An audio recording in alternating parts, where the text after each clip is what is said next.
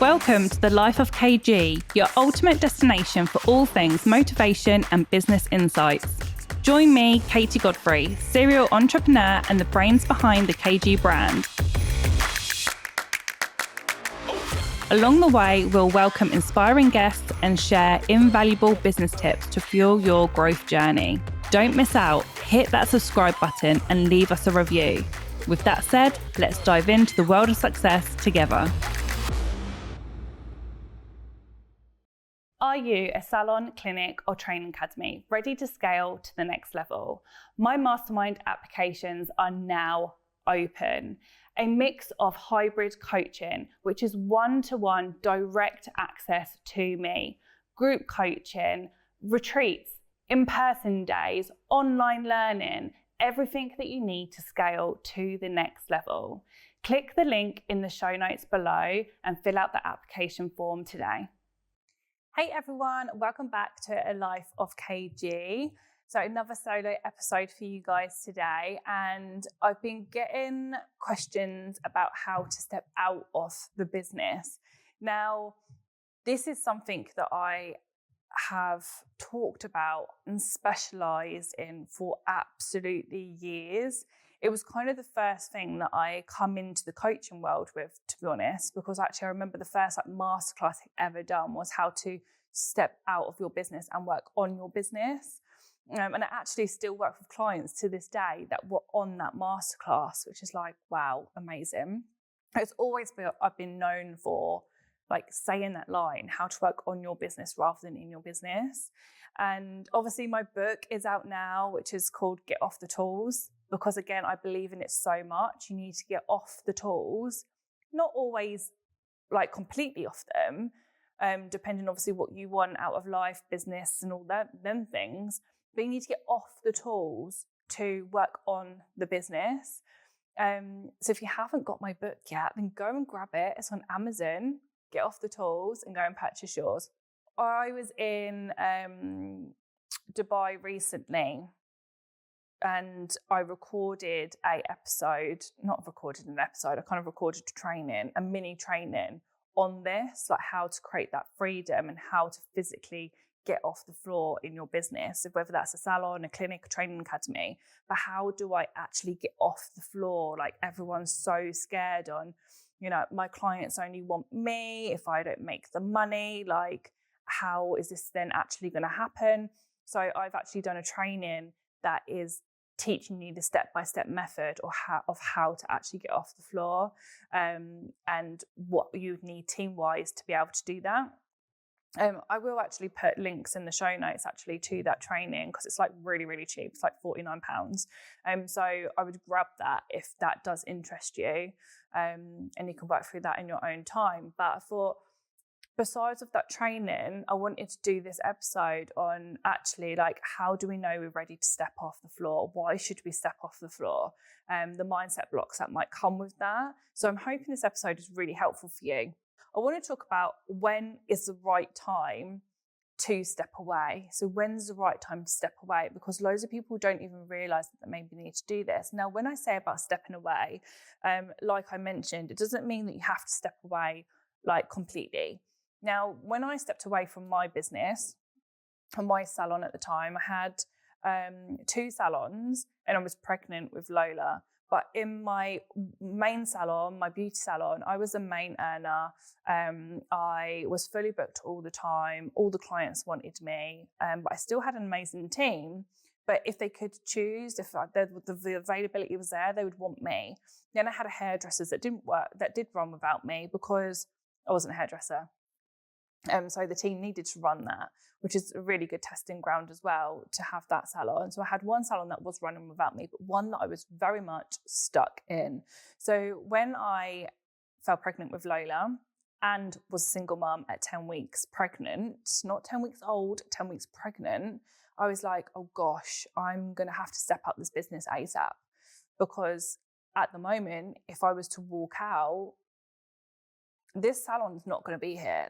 I am the one that brings in all of this extra money, the main bulk of the money. So how am I going to do this? Which is when I come up with this process, this wasn't taught off someone. I've made this process, a step-by-step method on my own. But then what I realized when I stepped out of the business, which was after 3 months, so I still had time to like be pregnant, make sure everything was working and running in motion, I actually realized how much my business grew. Like, when I talk about how much it grew and freedom, let me just elaborate on that. I went from my 2 salons to 5 because we franchised. I opened up, I had my training academy already, but I then opened chains of academies and had trainers dotted everywhere. My product range grew because I had more time to work on it. And just the main salon like grew and grew and grew. It got to like £500,000 like really, really quickly, turnover wise, a year. And I was able to take way more money myself than I'd ever taken because I had the time and energy to focus just on the business growth rather than physically being in it. Now, going back, because I digress, you don't have to step out full time if you didn't want to. Like, I had to because I was pregnant. I had no choice. But you don't have to do that if you don't want to. Loads of businesses come to me and say, but I love doing what I do. And that's amazing. Like, I'm not saying you don't have to keep doing what you're doing, but I'm saying if you do want some type of growth and if you do want some type of freedom, you will have to step out somewhere, even if that's a day a week, 2 days a week, like whatever that looks like to you. What I do find though with clients is when they say they don't want to step out completely, but they drop down a few days, what then does happen over a time, they're like, actually, this would be really cool if I didn't need to go in and do treatments at all, or just really select clients, or as and when, whatever that looks like. So when you do start doing that, you'll mostly find you want to do it more. But when is the right time to step away? So the right time is when either you're fully booked as a person yourself, maybe you haven't got a team yet. So if you're fully booked yourself and then you can look at getting a team, then that's like part of the process that you could look at. If you and your team, if you've already got a team, are fully booked or at 80% utilised, you can start stepping off the salon floor and start working on the business because you've already got the clients, you've already got the team. Like, that's the perfect time to do it. So that's when you should do it. You can also step off the floor straight away if you wanted to. There's some people out there that build salons that aren't therapists, hairdressers, or in aesthetics, but they're a business owner and want to open a business that they don't physically work in.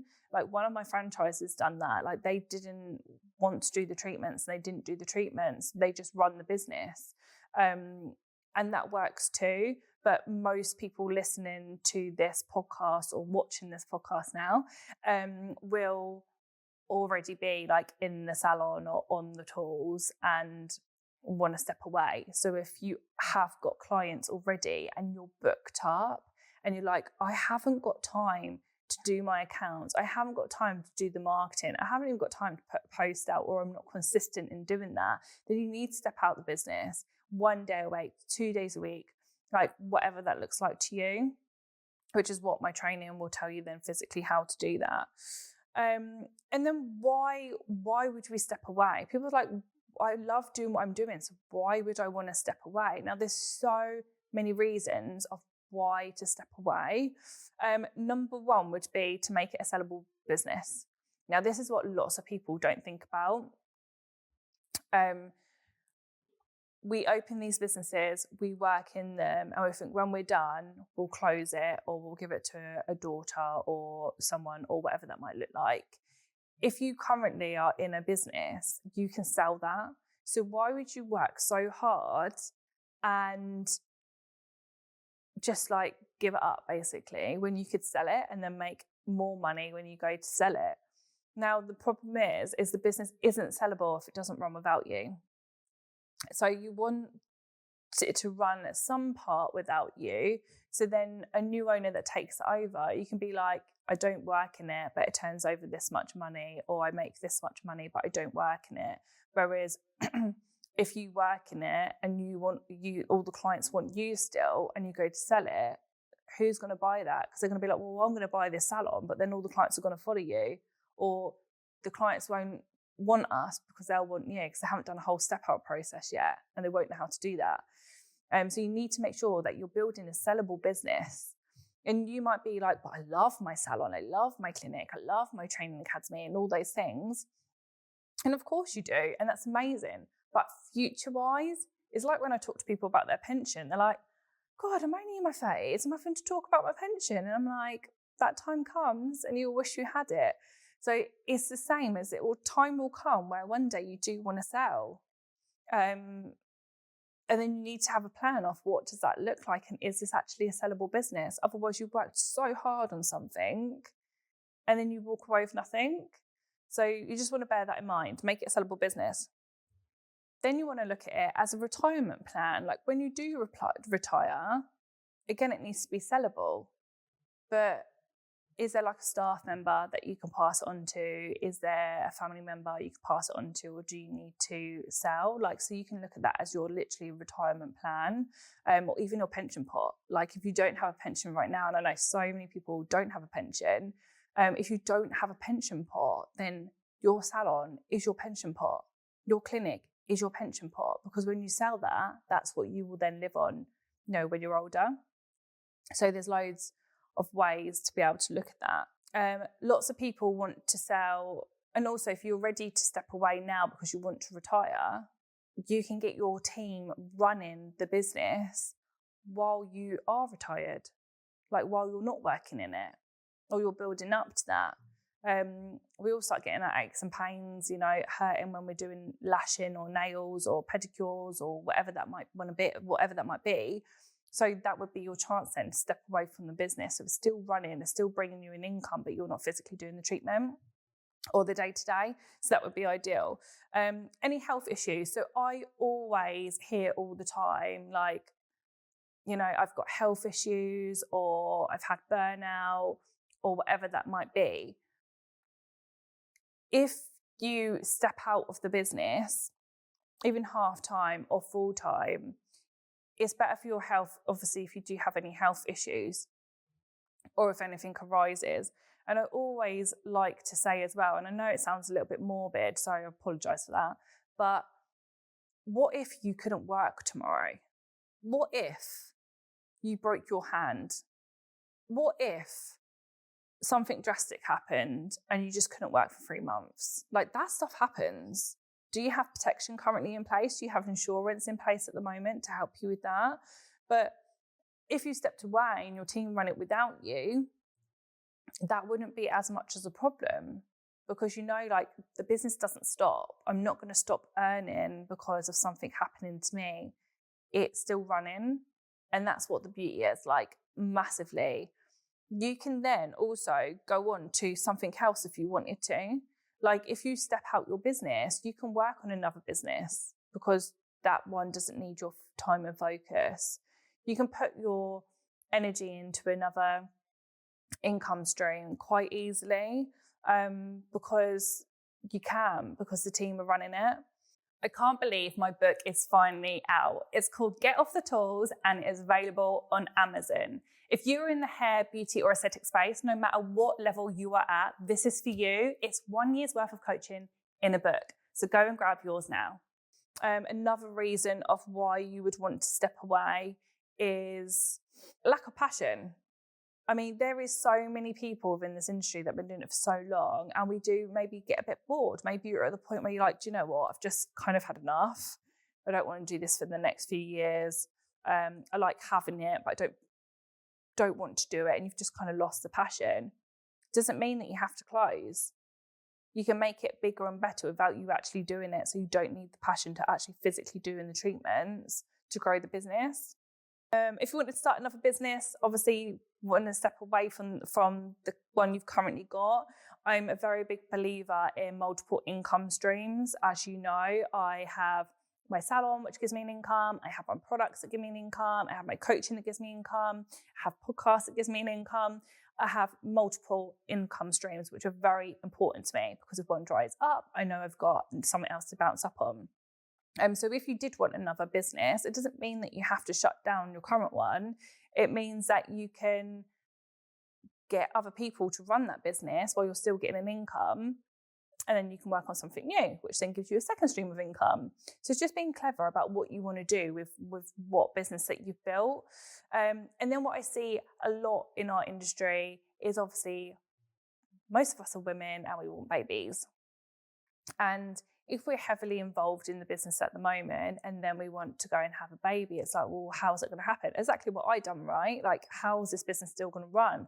Where are my clients going to go? And I'll tell you now, clients don't wait for you to come back off maternity leave. It just doesn't work like that. Like, yeah, you will get a handful that do, but they still need their treatments doing. They still need their hair doing. Like, they're not going to stop while you have a baby and have a maternity leave, and they will carry on doing what they get done, but with someone else. And then it'll be down to that client of, do they want to carry on having their new person because they're used to them now? It might just be easier for them to stay with them, or are they going to stop going with them and then come back to you after baby? We see it time and time again. To be honest, in my business, in my salon, we've had loads of babies within my business with my team, and the clients try a new therapist within the salon. So then when the girl that comes back after maternity comes back, like, yeah, some of them will go back over to them, but lots won't, because they're quite happy with who they're with. So you want to make sure that you safeguard the business that you've built up, really, really safeguard that, so it's still working and it's still running without you physically being in the business, which I just can't stress enough. There's no way I would be able to do what I'm doing and, move to Dubai and run the companies I'm running if I was still doing the treatments. And don't get me wrong, like, I love doing treatment. I love it when a team member goes, Kate, like, I'm going on holiday, can you do my lashes? Yes, of course I will. Or my friend, for her hen do this year and her wedding, wanted her lashes doing. Like, I wanted to treat her to them. Like, rather than her going to anyone else, I wanted to know that I done her lashes on her special day. And I did that. So it's about being able to pick or choose, right? But knowing that whatever happens to me, wherever I want to be in the world, whatever I go on to do next, then businesses are still running without me. And to me, that's really, really important. The other question that I get all of the time is, how do you step away if you haven't got the funds? Now, this is a massive mindset block, to be honest, because if you're fully booked or if you're 80% busy within your business and then you take on a team member, lots of people will think, well, actually, I'm taking in this money and then I'm going to take a team member on and they're going to take that money. So then I'm not going to be earning that anymore. That's not the way to look at it, because you will pay the new person or the person that's taking your clients an hourly wage, and you're paying the wage, then you'll have money after that, because obviously you're going to pay them a wage and make profit. So you will make money off the person that you pass your clients over to while you're then doing something else. So it's not the fact that you're stepping away and you're going to chill on a beach and be like, I don't have to do any work. Like, that's not how it works. When you're not doing a client, you're then working on the business. And in turn of working on the business brings you more money, because you're drumming up new business or you're getting old clients back or whatever that might look like. So whatever this person makes for you in the business, minus their wages, they've made you money that you wouldn't have been able to make while you're building the business. When you have more people that work for you, say, for example, you've got 3 team members, every team member is doing clients, per hour, you're making so much more money than you could make on your own or if you had all the clients. Because you can't, let's just say it's a nail salon, you can't do 3 sets of nails at the same time. Whereas in that 1 hour, 3 people could do 3 sets of nails or whatever treatment it is that you do, while you're working on the business to drum up more business for them. And that's how you make so much more money. But people don't see that because they just see the amount, or they say, well, but I have to pay this person, let's just say £100 a day. At the moment, I don't have to pay that person £100 a day. And I'm like, no, you don't have to pay that person £100 a day. But like, if you carry on doing it, then you're stuck at the growth that you've got now. The only way for you to make money is to up the prices or do higher ticket treatments. Whereas when you've got a team on board, there's so much more that you can do with that. I hope that makes sense.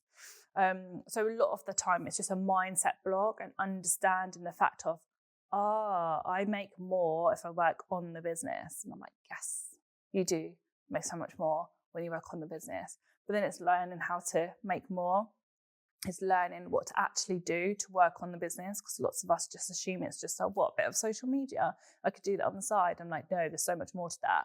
So then it is about looking at what tasks, what jobs, what business things do I need to do that is working on the business to grow it, which is obviously where I come in as a coach, and that's what I teach my clients, and what should they be doing when they're not on the tools.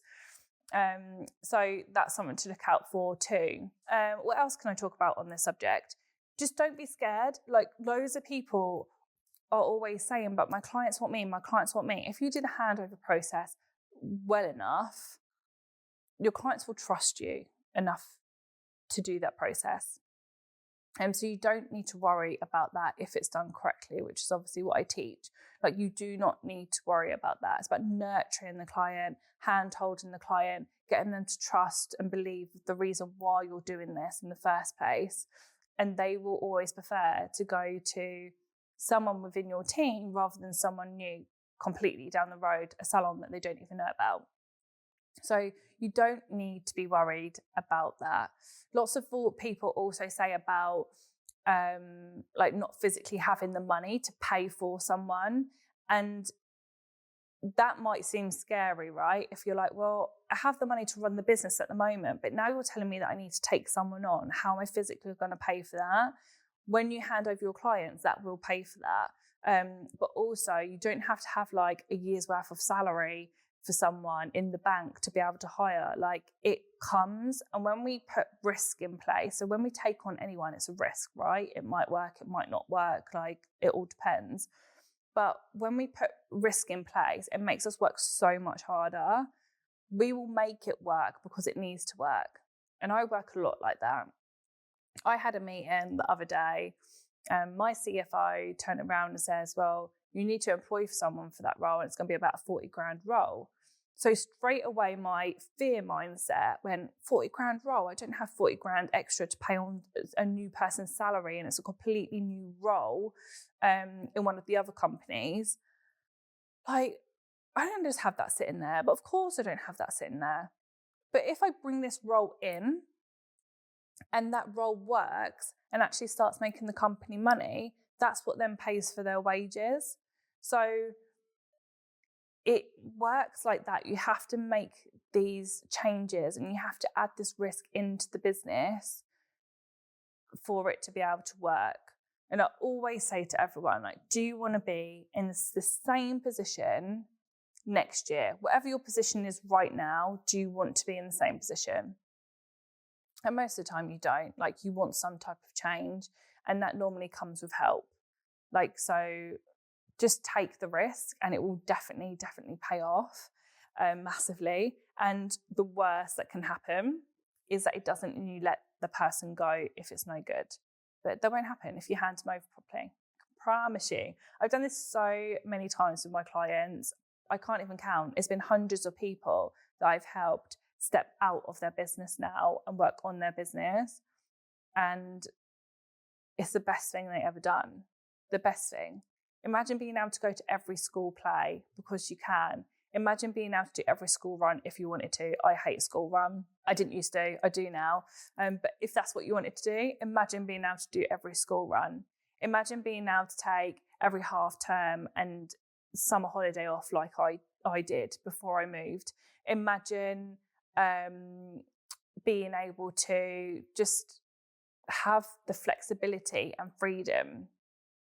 Imagine someone calling in sick, but it's okay because you can go and pick up the pieces if you wanted to, because you're free to do that, rather than absolutely panicking that all your columns are full. Like, what am I going to do with all these clients? If you want to, you could go and pick up them clients so you don't have to change anyone's appointments. Like, there's so many benefits that come out of stepping out of the business. So go and grab my training to figure out how to physically do that and what steps and motions you need to put in place to step out of the business.